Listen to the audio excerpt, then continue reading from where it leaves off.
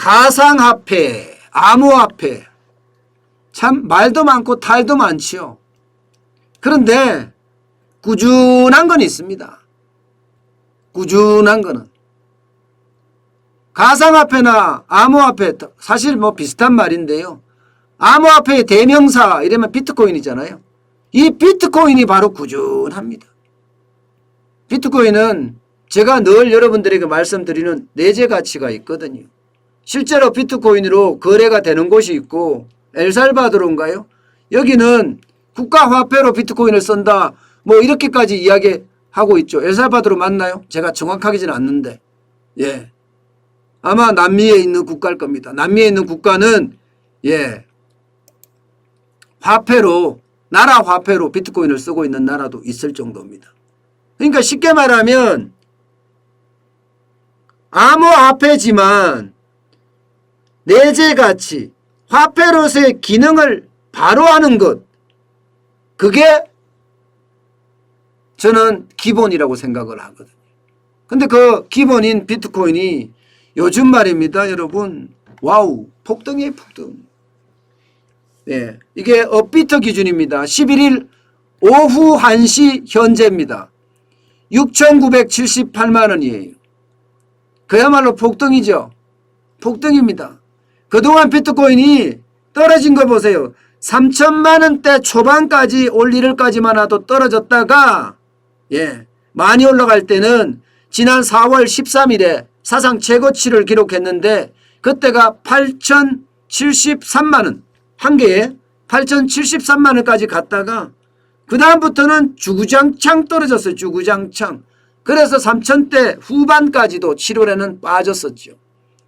왜냐하면 비트코인에 대한 경계감이 굉장히 컸기 때문이에요.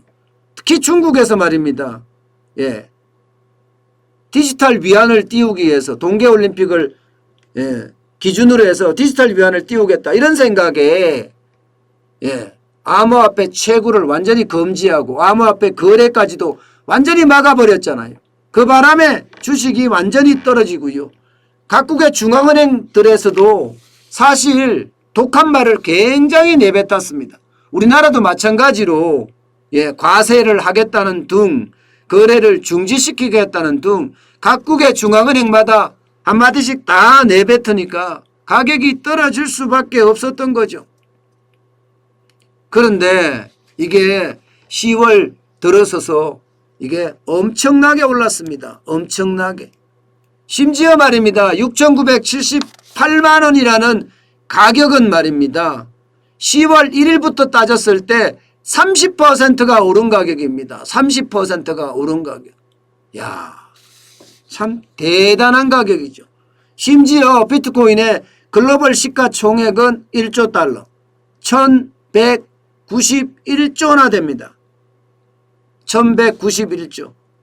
이것을 보면 여러분, 예, 암호화폐, 가상화폐 왜 이렇게 많이 오를까 궁금하죠.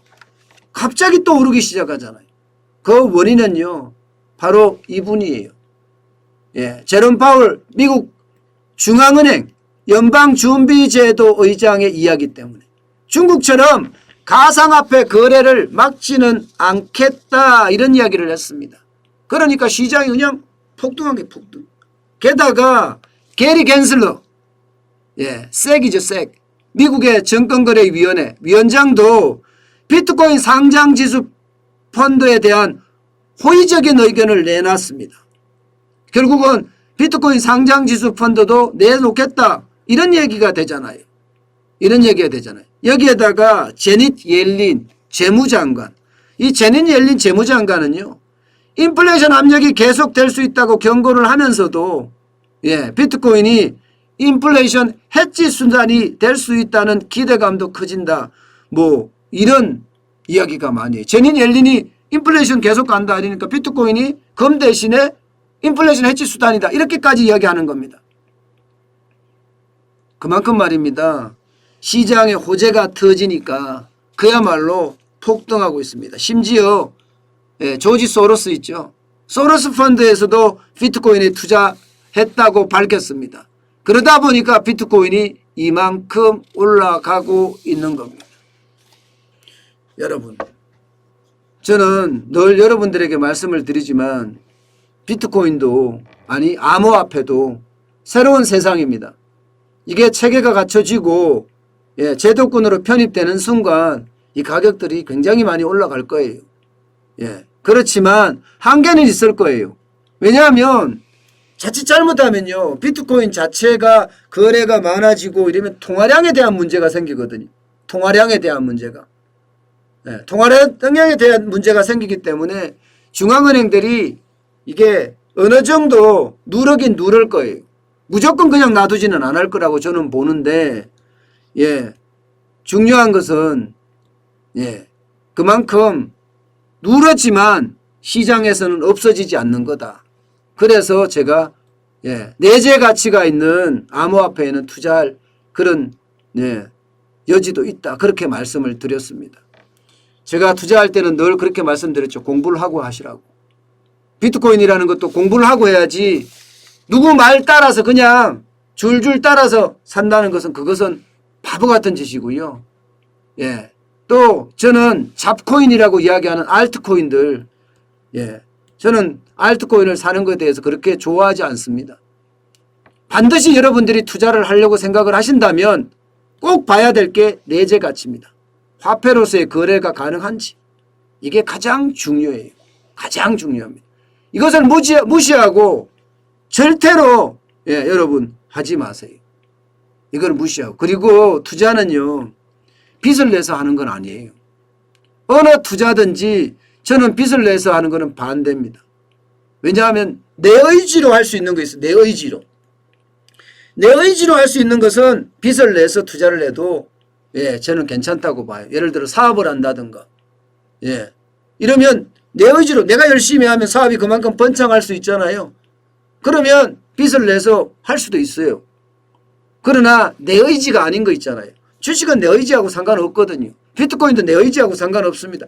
당연히 시장의 어떤 큰 의지대로 움직이는 거니까요. 이런 데 투자할 때는요. 내가 공부를 진짜 많이 한 다음에 여윳돈으로 해야 돼. 여윳돈으로. 그래야지 부담이 없습니다. 그냥 비트코인 투자해놓고 까먹는 거예요. 주식 투자하는 것처럼. 그게 여러분의 건강상도 도움이 되고요. 실제로 그렇게 투자해 놓으면 시간이 지나면 지날수록 그만큼 돈의 가치가 더 올라가지 않을까. 저는 그렇게 생각을 합니다. 그렇기 때문에 급하게 절대 서둘지 말고요. 일단 코인을 공부하고요. 그런 다음에 하나씩 여유 자금으로 사놓는 것도 저는 방법이라고 생각을 합니다. 물론 뭐 내년부터 이제 과세를 한다니까 또 세금도 내야 되겠지만 중요한 것은요. 시장은 암호화폐 시장은 사라지지 않습니다. 저는 그렇게 생각을 합니다. 사라지지 않되 계속해서 갈 거고요. 또 중앙은행의 견제를 받으면서 계속 성장할 거다. 저는 이렇게 봅니다. 제가 그럼 너는 왜 투자 안 하냐 이렇게 이야기하시는 분도 계실 텐데요. 저는 잘 모릅니다. 제가 아는 거는 아직까지 아는 거는요. 비트코인 정도는 내재 가치가 있다 이렇게 이해할 정도거든요. 그렇다고 요즘처럼 마구 올라갈 때 절대 또 사는 건 아니라고 생각을 하고 있고요. 이제 공부를 많이 해가고 있으니까 저도 이제 공부를 많이 해서 어느 정도 시점 되면 암호화폐도 사볼 생각이 있습니다. 그렇지만 지금은 아닙니다. 저는.